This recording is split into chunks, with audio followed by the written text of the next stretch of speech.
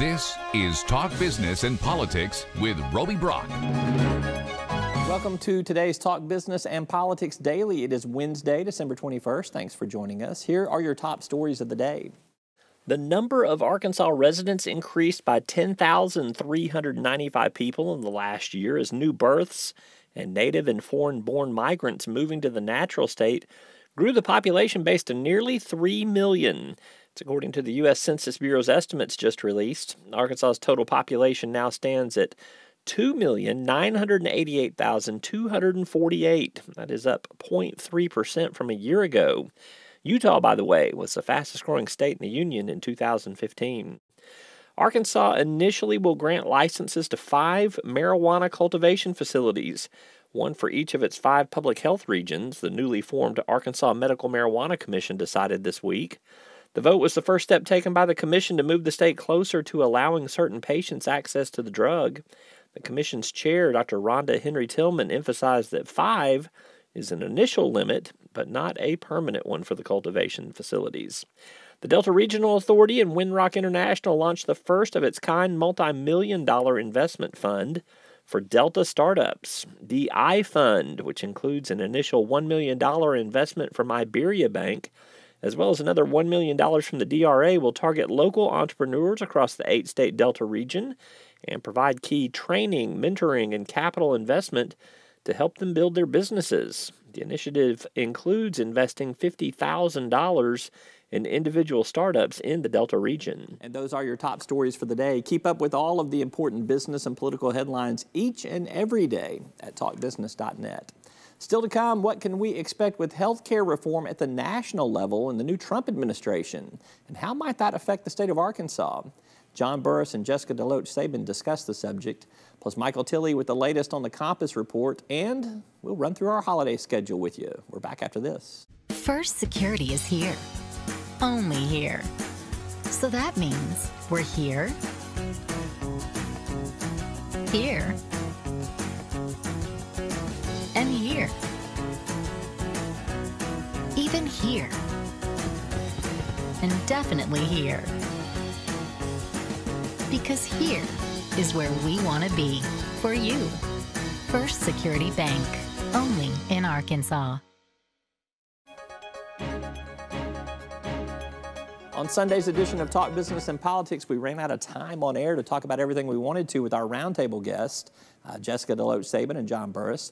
The subject at hand was health care. Here's what they had to say once we got off air. Let's talk about what happens with health care in a new Trump administration. John, you're the health care guru. You're one of the architects of the private option / now Arkansas Works. What do you see happening with the new landscape?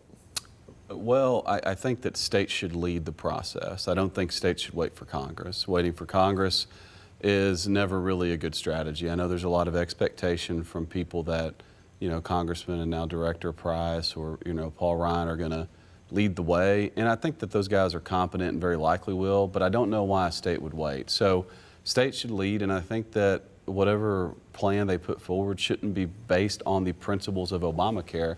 And what I mean by that, really a couple things. One, it shouldn't, the principle of Obamacare was Medicaid. It was coverage through Medicaid through enhanced match rates. And so I think Congress has said that the enhanced match rates are probably the first thing on the chopping block, as they should be. That doesn't necessarily mean funding. It doesn't necessarily mean dollars to states to offer coverage, but the dollar shouldn't be through Medicaid, and the dollar shouldn't be through some enhanced match rate that really doesn't offer the state the incentive to control costs. And so I hope that states lead the way with asking for options for coverage, because people have said that is the goal, but coverage not through Medicaid, not through simply enhanced Medicaid match rates, and most importantly with things like work requirements. We've kind of been beaten down to think that when you say work requirements, you can't even talk about it. There ought to be real work requirements. If you don't work, you shouldn't get premium assistance. You still got to do some things that's going to require federal assistance. I mean, you got to do something that's going to allow federal permission, I guess might be my better point of doing that. You can't sell insurance across state lines right now. It's not legal. So these things about states leading, there's going to be limitations on that, is there not? And I think states should push the limitation of CMS's state innovation waivers, that states, we shouldn't wait for years we've talked about states leading the way, state innovation, state flexibility. We've caught the car, as much as I hate that metaphor. Deliver. Put something on Congress' desk. Put something on HHS desk and show them what you want. Don't wait on Congress to give you the next Obamacare or the next plan, or certainly don't wait on Congress to solve the problem. You wanted flexibility. Make them give it to you. Sounds like a guy running for Congress, doesn't it? It does. Or Definitely HHS director. What do you think? Do you think that Arkansas Works, the private option Medicaid expansion, you think it's dead in Arkansas as a result of this? How's it play out? I think it's too soon to say, but I definitely think that Arkansas is in a better position than a lot of other states. I do think that we have elected officials here who are very committed to making sure that people do receive care. It's really a question of how many can receive it and how good it is for everyone. I mean, it's expensive. So we got to find a way to take care of it. That's right, it's expensive because of the mandates on QHPs, on health plans that Obamacare mandates. Ask for exemptions to those, design our own health plans. Fix the problem, don't wait on Congress. That's Jessica Deloach-Sabin and John Burris. You can catch more of that discussion at talkbusiness.net. When we return from this short break, Talk Business and Politics Executive Editor Michael Tilley discusses the latest Compass report, and we will run through our holiday schedule. We're back after this. Each day, the promise of our nation begins again. Arkansas and America, moving forward. I help make that promise a reality. It's not for everyone, but people everywhere depend on us. Oh, I love you too. Trucking delivers, or everything stops. And that's what drives me. Circuits turn on the lights by making a connection, by closing the loop. At Entergy, we believe our economy is circular too. What you put in comes back. So we invest billions in new infrastructure, which helps attract new industry, which helps create new jobs. We partner with local communities to electrify the economy. And together, we power life. Entergy. The Compass report is out. It's our comprehensive look at the 4 biggest metropolitan markets in Arkansas and how their economies are faring. For a look at the big picture, Talk Business and Politics Executive Editor Michael Tilley weighs in. Roby, what we saw in the third quarter Compass report for the 4 metro areas we look at, Jonesboro, Central Arkansas, Northwest Arkansas, and the Fort Smith region, pretty much across the board, good job numbers, sales tax collection strong, home sales strong, construction numbers strong. It's really a validation of what we saw with that first quarter GDP report from the Census Department that showed Arkansas had the best GDP growth of all 50 states. Jonesboro, relative to its size, added 1,700 jobs, 3.1% pace of growth, best pace of growth of the 4 metro areas. The Northwest Arkansas economy, which is still very dynamic, growing very quickly, but it pulled back just a little bit from the pace it's set in the 3 previous quarters. Some would say that's probably healthy. Central Arkansas is doing well. In the Fort Smith metro area, which was the hardest hit coming out of the recession, primarily because so many manufacturing jobs in the metro, it's doing well. It's struggling still, but it's maintaining a good, steady pace of growth. Why do we look at the 4 metro areas? It's a good question. Glad you asked.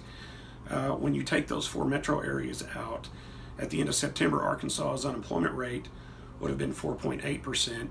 You put those 4 metro areas back in, the jobless rate was 3.9% in Arkansas. Makes a big difference. That's Michael Tilley, Talk Business and Politics Executive Editor. You can read much more in-depth reporting on the Compass Report on our website at talkbusiness.net. A final time out. We're back with a rundown of our holiday schedule. I'm Roby Brock. This is Talk Business and Politics. Arkansas Electric Cooperative Corporation provides electric energy across 2/3 of Arkansas. This is an exciting time in our energy history, with incredible progress being made in renewable energy and storage technologies. As our energy portfolio continues to diversify, we'll maintain an all-the-above strategy to provide reliable and affordable electricity.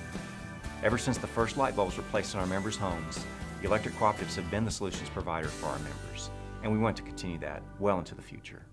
So much of what Arkansas state employees do goes unnoticed, yet they have a positive impact on our citizens each and every day. The Arkansas State Employees Association recognizes individuals for excellence in the workplace and leadership in their communities. Congratulations to Deanna O'Malley of Texarkana, the Outstanding State Employee of 2016. We'd like to say thank you to all state employees for all of your hard work and dedication. Time to get into the holiday spirit. Christmas just a few days away, and before you know it, the new year will be here too. And due to the timing of the holidays this year, we're going to go a little slower this year and spend some time with loved ones. This will be our last daily show until the new year, but we will be back bigger and stronger than ever with new features and several new coverage angles. Also, our daily email newsletter is going to slow down to just 3 days a week over the next week. As there will be considerably less news and fewer people will be making news. Our daily website traffic may slow down a little bit too, but there will still be some daily reporting each and every day at talkbusiness.net. So from all of us at Talk Business and Politics, get ready to spend some time with family, friends, and loved ones. We hope you have a Merry Christmas, a Happy Hanukkah, a special New Year's, and we thank you for making 2016 our best year ever. I'm Roby Brock. Thanks for tuning in. We'll see you soon.